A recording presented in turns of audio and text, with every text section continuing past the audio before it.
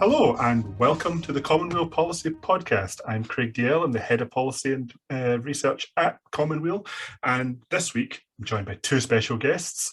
We have Chris Hanlon, the SNP Policy Development Convener, and Agnes Macaulay, who is from SNP Greenock and Inverclyde. Hello both of you, how are you doing? I'm doing fine, thank you. All well. So we're getting by. It has been a very busy and exciting time for all of us, I'm sure. I've certainly just had a busy day of it myself. Just today before coming on to record this podcast, I was speaking at the International Basic Income Earth Network Congress, which this year was being held in Glasgow, virtually. International conference, folk from all corners of the globe coming in to talk about universal basic income. I'll be honest, this has been one of the big fascinating political journeys of my political career, watching the last 5 years or so, UBI going from this impossible academic exercise to something that is so close to inevitable, it's unbelievable. We now, in the current Scottish Parliament, if a basic income bill went to that Parliament, there is a majority of parliamentarians from multiple parties that would support that bill. A UBI is almost inevitable in Scotland now. It's only just a few technical hitches, like, for example, Scotland doesn't have the powers to launch a full UBI at the moment. It needs cooperation from the UK government, and the UK government says no because it doesn't believe in it. Apart from that, UBI is right on top of us. So speaking at that conference today was really inspiring. I know both of you are quite keen on this as well. Have you seen that same excitement build in your circles? Chris, do you want to go first? You've maybe got more. Oh, goodness gracious. UBI, oh, goodness. Well, oddly, I don't think I have, but that's because I've been looking at UBI for so long that actually I've gone out the other side, sort of thing. I think a lot of people that really like UBI and that really have taken it on board as a concept come from a generation, well, I'll be honest, that grew up watching Star Trek.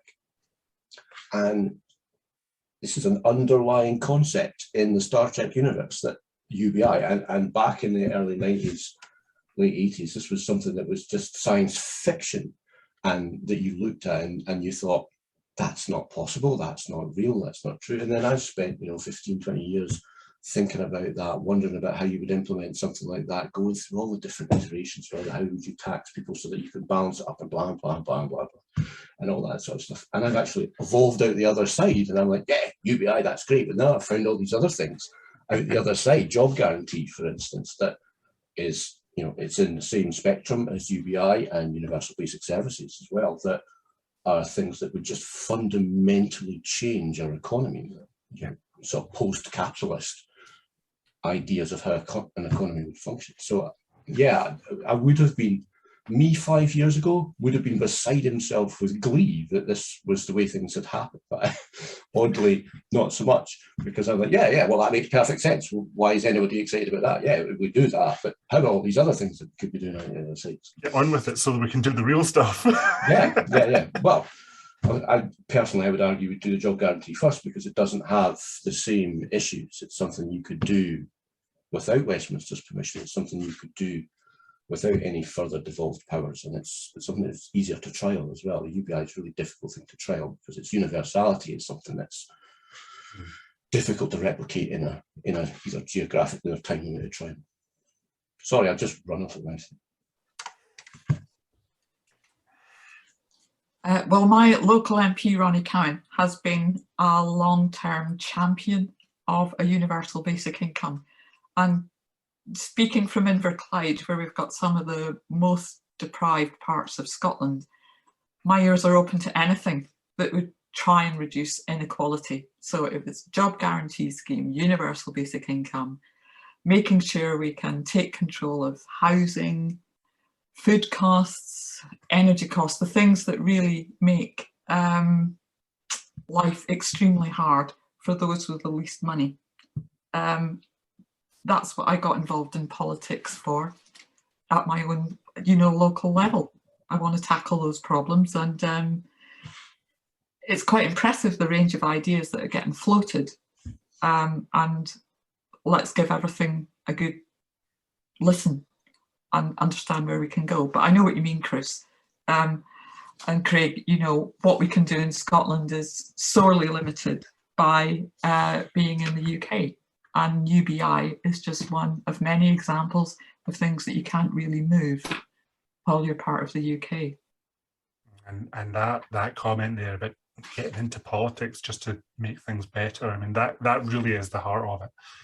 No matter what political slant you're coming from or how you define better, even if you have bitter disagreements over what that word means compared to someone on the other side of politics from you, if all of our politicians were doing that, they're trying to make the world a bit better tomorrow than it is today, then that's at least showing the pure motive of why we're all involved in this weird and sometimes dirty game. Yeah. But in addition to international UBI conferences, my day was additionally made busy by our annual celebration of Scotland's finances. Merry Jersmas, everybody! It's Jers Day today.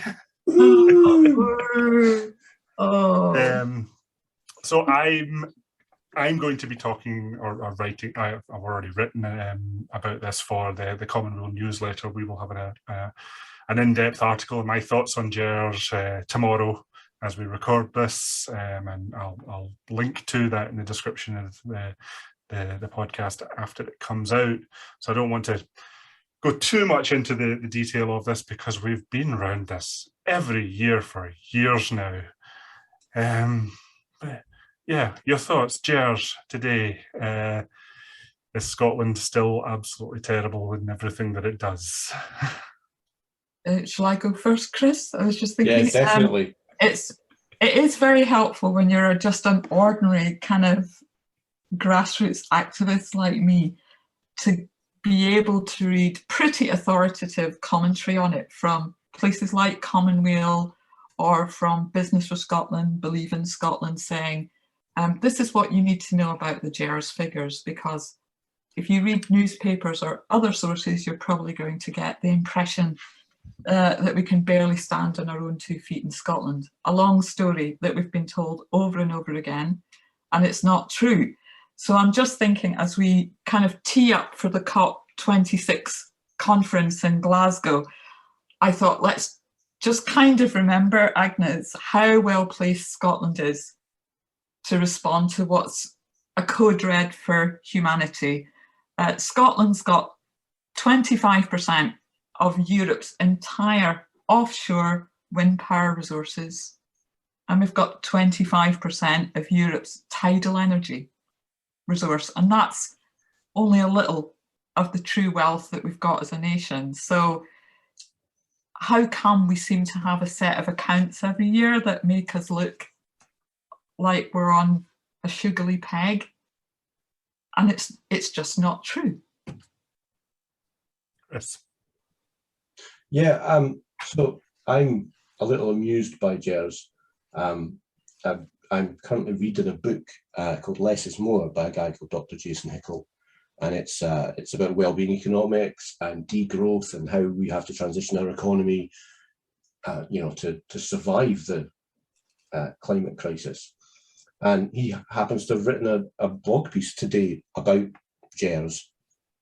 I don't think he's necessarily got a dog in the independence race, but he's comparing it to the accounting tricks that the British Empire used to smuggle £45 trillion in adjusted sterlings out of the Indian subcontinent over 150 years. And it's a devastating piece, actually, because it just highlights exactly what Jers is. It's smoke and mirrors designed. It's propaganda designed to, pull the wool over our eyes and make us think that we are poor, despite having an embarrassment of riches, as Agnes has just described. And that's just the tip of the iceberg as far as Scotland is concerned. all the while,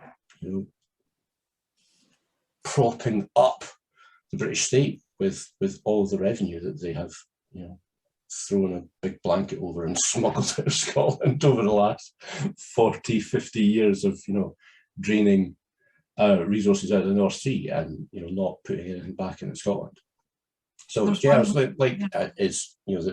SNP government is trying, I think, more successfully now to frame is an embarrassment to the UK. It demonstrates how badly the UK has managed Scotland's finances over the last 40 years. If we have a 30 billion deficit, that's a 30 billion deficit underneath the paradigm of a UK government.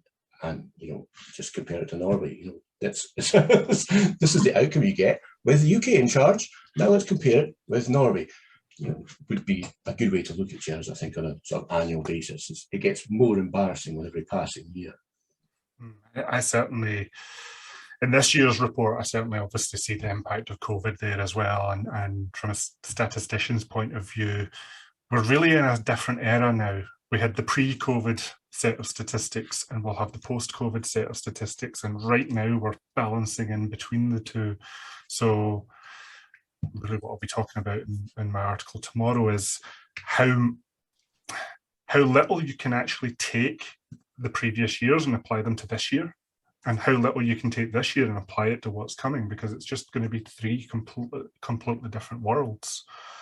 But what is clear is you are still seeing the effect of the deeply unequal nature of the UK. The UK, by many measures, is a very regionally unequal country, with a lot of the wealth and investment and focus being pulled into London and the southeast. Capital cities are often the richest part of a country, but not to the extent that the UK is. And this has been, it's not just left-wing cranks like me saying it. You have respected people in the Financial Times now saying it. You have Boris Johnson saying it now that his majority is dependent on propping up Tories in the former Red Wall in the north of England, who are, if anything, even more disenfranchised than Scotland, because they don't even have the devolution to compensate for that sucking of wealth away from their regions. So yeah, I think, as you say, there's a lot in Gers though that has been put through that mill over previous years and will continue to come out until, of course, we're independent and we have to come up with a new way of measuring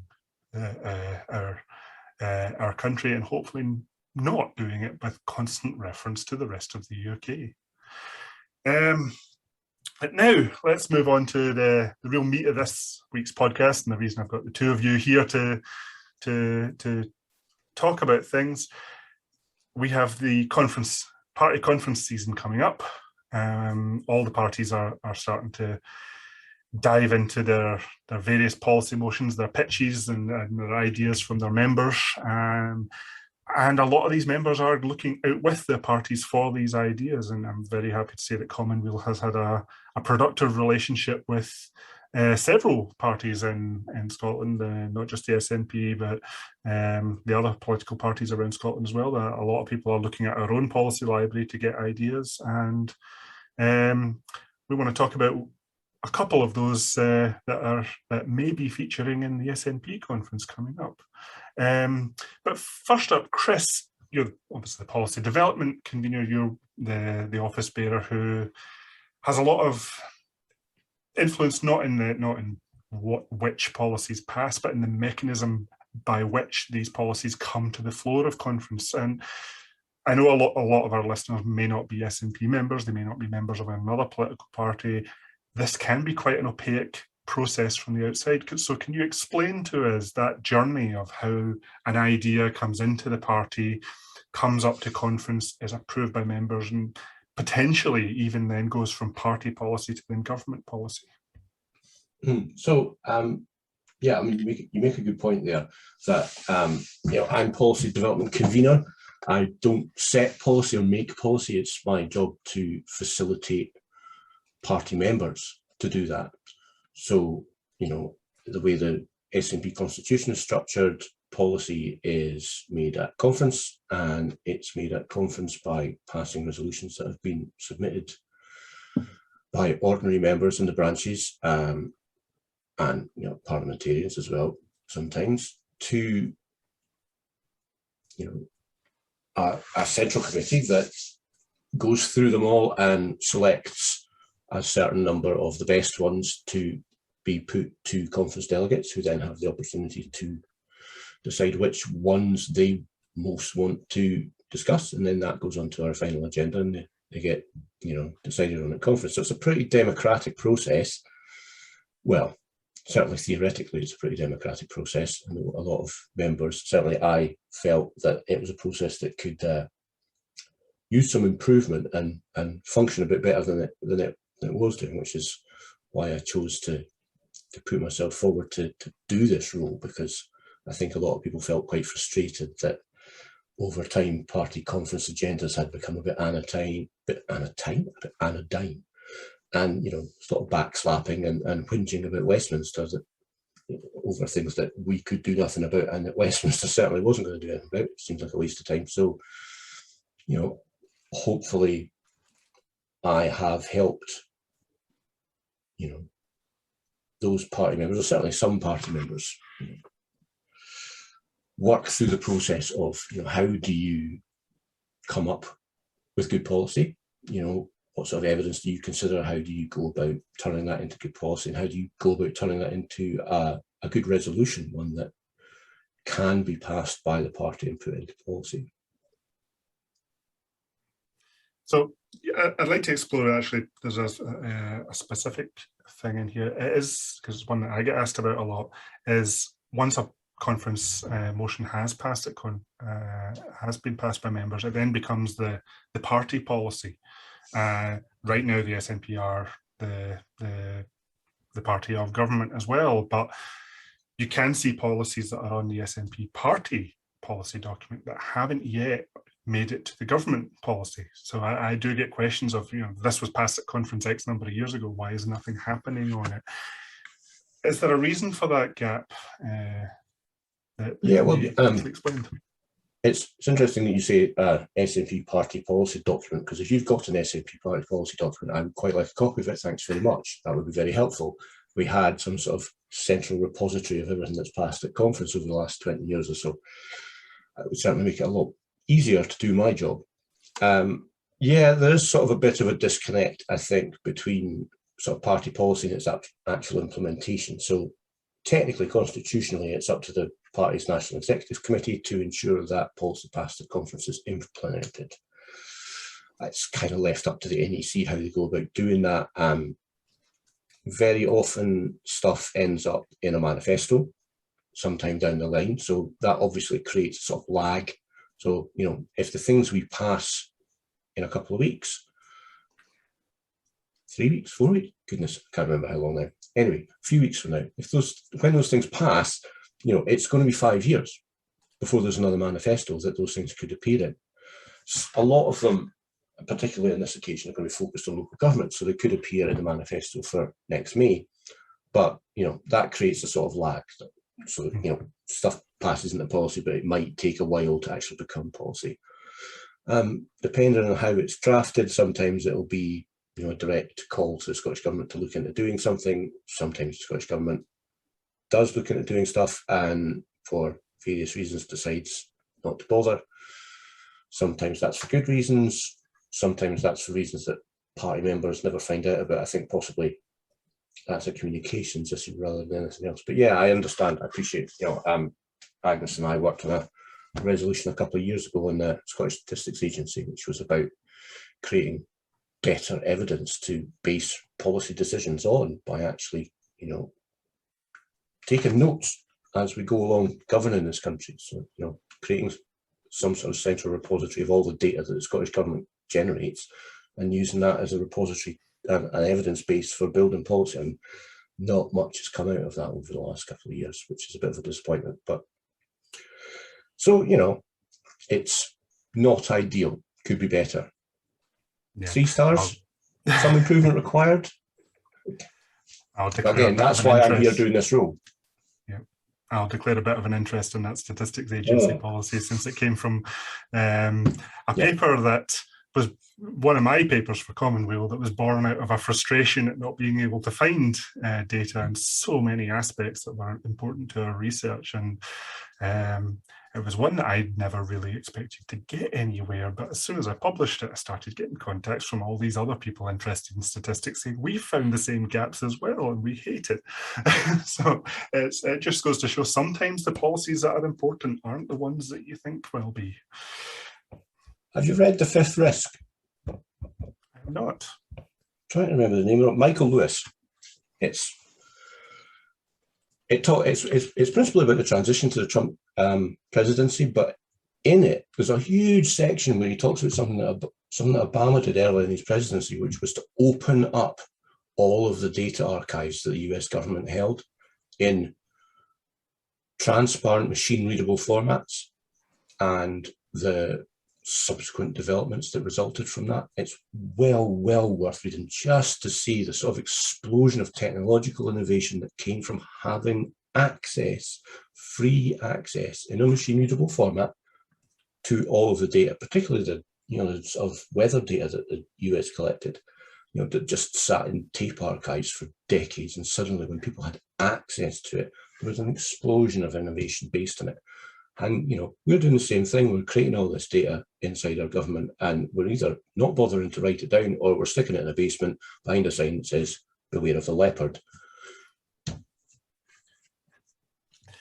Yeah, I could end up on a rant about statistics for far too long for any normal sane person out there. So I'll pull this back onto our topic for the week, and we've seen the mechanism now for how policies go through that conference procedure, at least within the SNP.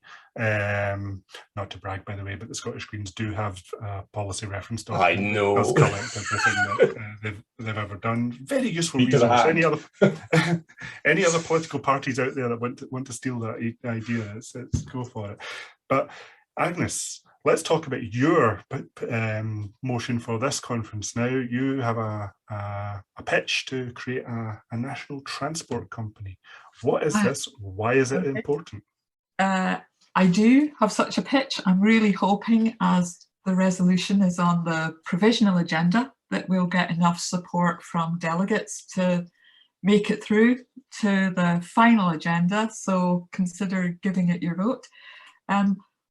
What I'm talking about tonight comes from the Common Home Plan from Common Weal. I think some listeners will certainly have read it. If you haven't, I'd call it pretty much a fully costed Green New Deal for Scotland. And I've been looking at that for the last several years. We did have Craig come down to Tunein, where we did a public meeting on it. I think we were probably going to be one of the early stops on a national tour of talks before COVID overtook everything. So we're just revisiting some of the things that are in the Common Home Plan, in which I'm strongly interested. So what I've done is take a resolution to my branch about something in that plan, and the bit I'm focusing on that's really grabbed my attention is the transport section of the Common Home Plan, and specifically, how are we going to get ready for the electrification of transport? Because we're pretty soon moving towards vehicles on the road being battery electric powered, bigger vehicles being hydrogen powered, or maybe using some kind of combination. So the Common Home Plan has been really helpful for me in understanding what we actually need to do. We're setting the targets. What do we need to do to meet them?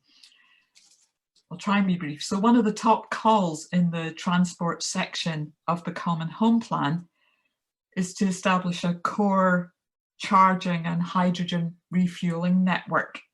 And that pretty much means, I think, a network of rapid chargers to cover the main transport routes across Scotland. And it might be worth saying a little bit about where we are now. Electric vehicle chargers are still a pretty scarce resource. I think progress is imminent, but I noticed that a few chargers had been installed near my house. There's often not anything sitting there being charged, but fairly recently saw a man plug in, get back into the driver's seat, and he got his newspaper out. And I thought, he's going to be there a while. How do we do this at scale? How is it going to work? And for me, tying back to the question about why you got into politics, how do we make sure that we design in from the start a way in which Scotland's people benefit from the harnessing of renewable resources, which are going to be behind transport? So at the minute, what we have is a network of chargers. The local authorities, I think in the beginning, got 100% grant funded to install chargers so that they could start decarbonising their own car and small van fleet. When you host a charger, you set the tariff, and the local authority ones are mostly free to use because they want to encourage people to use them, get an electric car and plug in. The Scottish Government, as well as funding grants to put those chargers in, also funds something called Charge Place Scotland, which is the public charging network, and it basically provides the back office functions to make the charging network that's publicly accessible work. So you can log on and see where you can find a charger. It'll collect the money if you use a charger, and it will help sort problems. In addition to that, we've also got commercial companies who not only install chargers, they will be hosting them and setting the tariff, because there is money to be made in the long run from providing electric vehicle charging. So although we don't know how driverless cars are going to develop, we do know how human cars and vehicles, we can plan for how we need them to be supported with access to chargers. So the Common Home Plan, back to that, is saying two major things on this. We need to have a network of rapid chargers installed along motorways and in large parking facilities. That might cost about £100 million to ensure full coverage across Scotland. And the second thing we need is about 20 to 30 large truck depots where larger vehicles are eventually going to be able to refuel with hydrogen, and that's going to cost about 600 million. So at the minute, we have Transport Scotland providing strategic oversight and procuring how you get this network in place. Given that we've put public funding into local authorities and subsidy into installing chargers, I would like to see a way of a coherent plan for how we build out from where we are now, and instead of leaving 32 local authorities, each with their own hosted chargers, we establish a national transport company that would do the next stage of build out and would run and host the chargers, so that the long-term profits to be made from chargers can be ploughed back into the public good. Yeah, and that's really the critical part that I'm interested in, because an alternative way of doing this is to provide grant or loan funding to then commission private companies to install the chargers, and they would then be able to recruit the fees and ultimately the profits from those chargers. So it's public money that is then leaking out into the private domain. While yes, a lot of chargers, especially council land, is currently free, I do see a case for charging, for a fee for charging, if only because the charge points themselves are still a scarce resource. You don't want someone just parking there all day and hogging the spot. So maybe charge them to sit there until their car is charged, and then incentivize them to move on. But the important part of that is those fees should come back into the public purse and be recycled into expanding the network or supporting the council who is effectively renting their land to provide this service. this That's utility. absolutely right. I thought if you were a local authority with many things on your plate to deal with, not least the rebuilding from COVID, how are you going to, if you don't charge for using the charger, what's the model whereby we're going to get more of them, that you're going to afford to replace them or upgrade them technically, and working collectively to plan for that with Transport Scotland, plotting the installation and where it needs to go, the complexity of how you do this, and tie in, of course, to the much bigger picture of transport, which is where do you plug everything into the grid, and where do we get all the clean, renewable electricity that is going to support all of this transport. So I'm looking only at a small part of what I realise is a much bigger, complex transport and transition picture. But it's something practical, and it's a way of trying to organise collectively to make sure that the long-term funding that could come from me plugging in and charging gets ploughed back in to either building up the network or in some way back to the public good. That's the main outcome I'm after. And this is one of these policies that really fits well into the think and do aspect of Common Weal, taking something from theory into practice. And it was something that Chris, just before we came onto the show, we were chatting about. You mentioned that you do see different types of policies come up to conferences, and they're all worthy in their own way, but you get policies that are very much principle based. So maybe a policy on we should decarbonize our transport network, and this particular policy is then taking that further. It's going into them. How do you take that principle and turn it into practice? And do you want to just talk about your thoughts on the position of those kind of motions?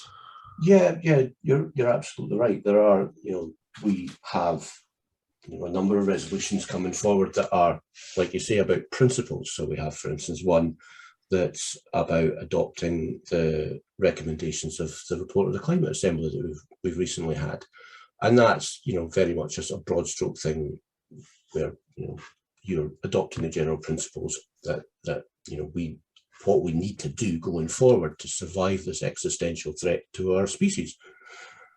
But then we also have a number of much more detailed resolutions that are getting down into the nitty-gritty of how you actually go about implementing these recommendations. So Agnes's resolution is a perfect example of that, of looking at, well, what do we actually have to do to achieve this, and the practicalities of what need to be done to achieve this. And Agnes has rightly recognised that this is the sort of thing where it's far better done in the public sector, because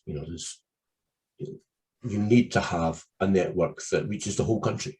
You can't have a national charging infrastructure that doesn't reach Lewis. You can't have one that doesn't reach Aviemore. You can't have one that doesn't reach Arran. So, a lot of these more remote locations are going to be not commercially viable. And, in reality, for them to exist, they have to be subsidised by the much more profitable ones in other areas of the country. And so that's going to require it to be something that's done in the public sector rather than in the private sector, because it just won't function. We've all seen over the last 40 years how effective deregulating the bus industry has been in, destroying rural bus services. If you want rural bus services, it needs to be in the public sector so that the profitable sections can subsidise the unprofitable sections. And there's similar resolutions about a state energy company for exactly the same reasons, that there's so many things that must be done, need to be done. It's crucial that we get started on doing, and the reality is that it's an enterprise that isn't commercially viable as a sort of national venture. It's more a mission for all of us should we choose to accept it. So yeah, there are one or two very sort of broad stroke principle resolutions that have been put forward. mostly, like I said, the one on the report of the Climate Assembly, and also the one on the report of the Social Justice and Fairness Commission, which is also very, well, if you haven't read it, shame on you, get out there, read it immediately, because it's well worth reading. The same with the report of the Climate Assembly. You would just be amazed at the sort of breadth of ambition, in particular of the delegates to the Climate Assembly. You know, ordinary Scots got together and they sat and they discussed these issues and they looked at the evidence and they said, right, this is what we need to do. And wow, you know, I'm amazed at just how much courage they displayed in saying, right, no, this has to be dealt with and this is how it has to be done. So yeah, we have a couple of resolutions like that, but many of the other resolutions are like Agnes's one. They really drill down into, well, this is what's going to happen then. And that's important, I think, because people need to know. They need to know that actually to get from here to net zero is going to involve a little bit of inconvenience at some stage along the way. You know, we're going to have to take your feet up at least once. It's going to have to happen. And I know that's inconvenient, but you know, the alternative is everything on fire and everybody has to buy a snorkel to get around their own living room. So, well, there's a sorry, I've gone off on one again. Yes. Well, let's just finish off. We are coming to the end of the show now. So again, Chris, because you're the person who has all the procedures to hand, do you just want to put a wee call out to especially SNP members who are looking forward to conference, just the details of the conference, how they can get involved, and especially how they can get involved with the promotion of the motions and policy development, not just for this conference, but for future conferences? Right, so our national conference is coming up on the 10th, 11th, 12th, and 13th, I think, of September. I think if you want to be a delegate to that conference, you need to be registered by the 27th of this month. So get your finger out. And that's important because our new constitution, well, I say new, it's like 3 years old now, but one of the things that it changed was it put the onus very much on conference delegates, how to decide what was on the agenda for conference. So while the conference committee that I'm a member of, you know, creates this provisional agenda that is regularly leaked to the press, it's actually conference delegates that have the responsibility for deciding which of these resolutions actually ends up on the final agenda. We have a little bit of wiggle room to put important stuff on, you know, but you know, the principle is that conference delegates vote. They look at the provisional agenda and they say, right, we think this is important, this is important, this is important, this is important.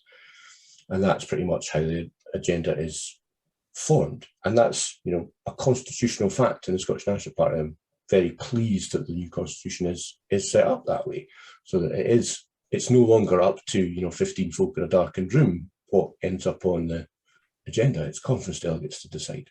So the important thing there is, you think this is important and you think there are things in the provisional agenda that are important, you need to be a conference delegate so that you have a say in this matter. So we close submissions for amendments on the 20th, 9 AM on the 20th. So that's, you know, if you want to 2 days as we record this. days, you've got 2 days, yeah, can't move on. And then I think the final agenda is due out on the 31st. So I'm not sure what mechanism we're using in the interim for delegates to actually vote, but you know, there'll be some sort of vote on what's on that provisional agenda so that we can cut it down to something that's a bit more manageable for conference, because obviously we can't have all of these resolutions, much as I would love to debate all of these resolutions, because everything on this agenda is fantastic, in my opinion. Well, one that I'll certainly be watching as it goes through is Agnes and your transport company motion. I'm genuinely really happy to see it's made the progress it has, and to have been a part in helping get it this far. So so thank you for taking an interest in Common Weal policy and pushing it forward to the political parties. As we come now to the end of the podcast, thank you both, Chris and Agnes, for coming on. It's been a fascinating chat, be illuminating, especially I think for people who are not used to the inner world of conference proceedings. But these are important because these are how we eventually turn these weird academic ideas that we have into real change for Scotland. So thank you for coming on and sharing your experiences there. And just to say to everyone, as I always do, that Common Weal as an organisation is entirely funded by folk like yourselves who support and donate to us. We don't get government money. We're not sponsored by the political parties. We don't have oil barons pushing us checks. We'd refuse them if they tried. We don't even have adverts on our website. All we have is the regular donations from our supporters and people buying our books and other merchandise. So if anyone out there wants to support Common Weal and help us produce the next great policy paper that could be coming to a party conference near you in the years to come, then we greatly appreciate all your support. Thank you once again, Chris and Agnes, for coming on, and I'll see everyone next week.